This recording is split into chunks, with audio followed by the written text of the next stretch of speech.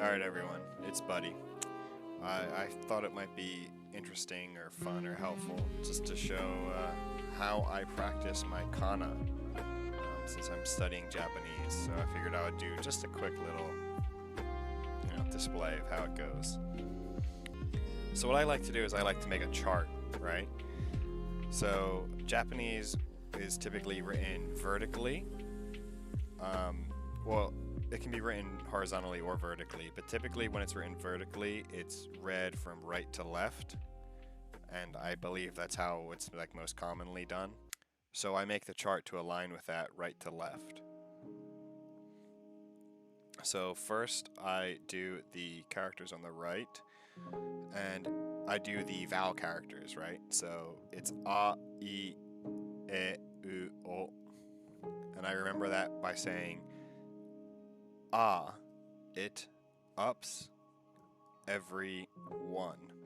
Now I know that doesn't make much sense as a line, but it's a stupid enough phrase that I'm able to remember it.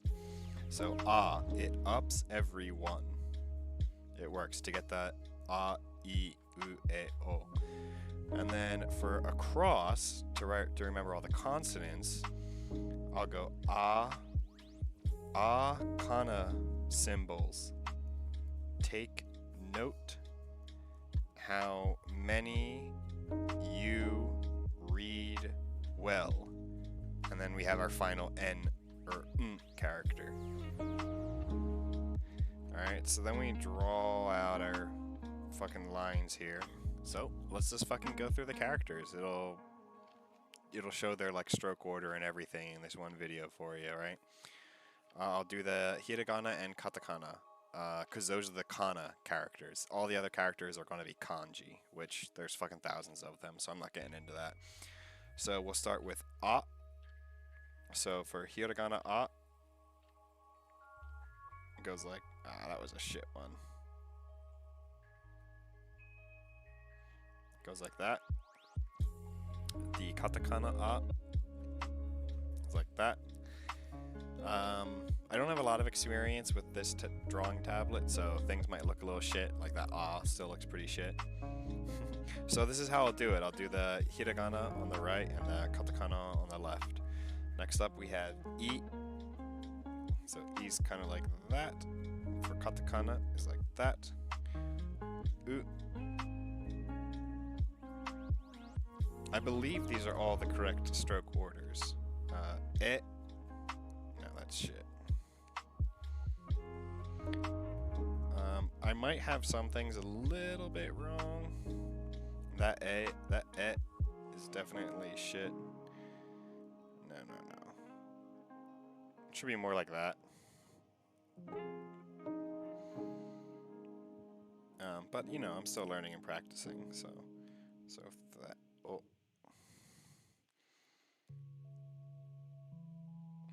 This is just a good way to practice. If you have like a spare sheet, spare like piece of paper or something, just draw out this chart and then go through the characters. Right. And we have ka,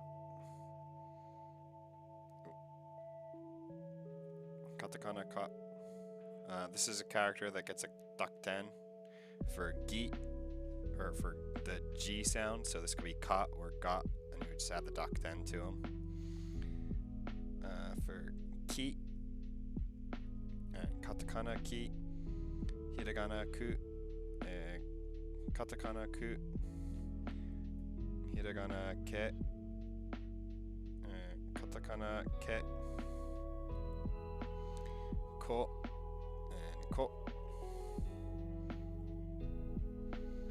So for these ki and sa characters, you can draw them as a connecting character, or you can draw them kind of like that. There's two different ways of doing it. Sa, that tail was too long. Got shi and chi. Shi and su are pretty similar for katakana, so you have to be a little careful with the differences on that one. You can remember shi as like it's a sinking ship, and these are like the columns on the ship as it's like falling under, Then we have su and katakana su. Set and hiragana se and katakana sa are very similar. You just have to remember that, like, for se, the left one has the long tail for the hiragana se, and then for hiragana sa, it is the right one that has the long tail, right? So if you see a character like that, that's the hiragana se, and if you see a character like that, that's the katakana sa. It's depending on like what side the longer tail is on. You know, that's the easy way to figure it out. And se katakana is like that. For so, you have that, or like that. These probably aren't going to be like entirely, you know, perfect. I'm sure someone who's like Japanese could actually have some issues with these ta and ta. But you know, I'm learning. I'm not perfect either. This can have a dakten for za, so you'll go from sa to za, or shi to ji, su to zu, stuff like that. Ta goes to da if you add the dakten to it. We also have hiragana chi and hiragana or katakana chi. Besides, this isn't me teaching a lesson. This is me just displaying a way of an example of how to practice. We also have tsu hiragana and we have katakana tsu. So again, if you notice, this katakana tsu and shi are pretty similar. So shi is like that. So you have like the ship sinking, right? So you could draw like, it's like the ship, and these are like the smokestacks on the ship, and it's like going down under the water. And then you have tsu, and tsu is much more vertical, right? Whereas shi is much more like horizontal. It's usually not like this extreme. It's not like perfectly vertical or perfectly horizontal, you know, it's more like that versus that. But you know, just to give you the general idea. So for te, we have te, although that head is kind of long there. No, it should be like that. Katakana te. That's like, oh, that first one is too long. There we go. That's like that. We have to, and we have to. Maybe I could give like actual proper lessons on these characters, but you know, maybe I'll do that sometime later. Na. We have na and na for katakana. It's like that. I always remember that one because of Nanashi, the mangaka behind Nagatoro. We have ni and ni.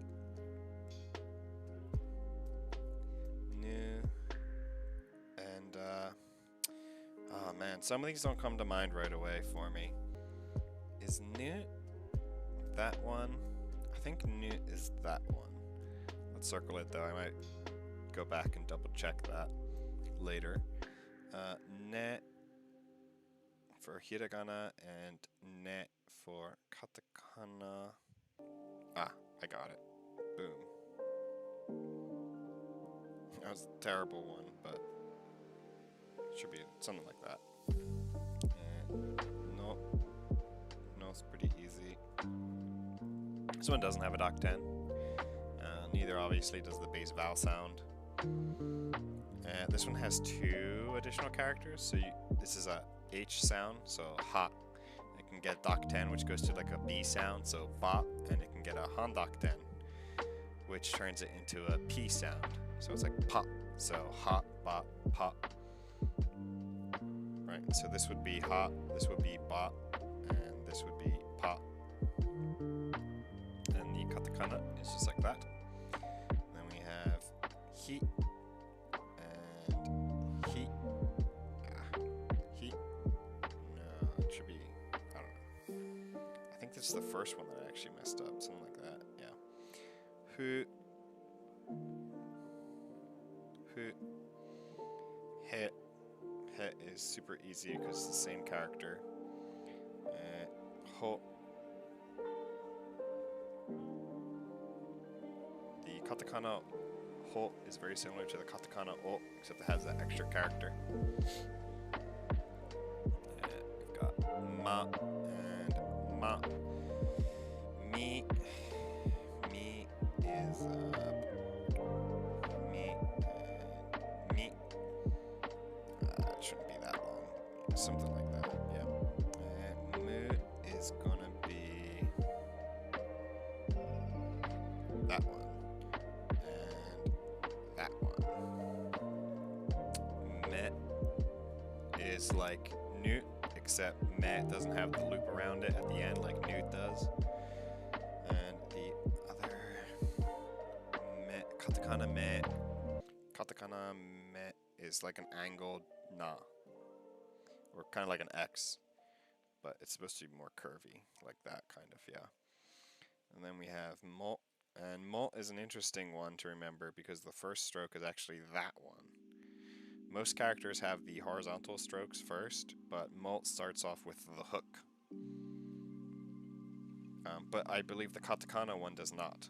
So it's just the hiragana molt that starts with the hook. We have ya, and we have katakana ya. There is no yeet character. We have yu, and we have hiragana or katakana yu. There is no yet character. We have yo, and that's the yo character, I believe. Yeah, I think so. Da. And da. Di. Di can be written like that. It can also be written like that. And the katakana form is like that. Du is that. It has the ruby on it. De.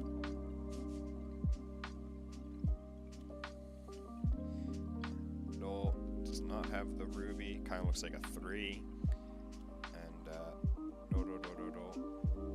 That one.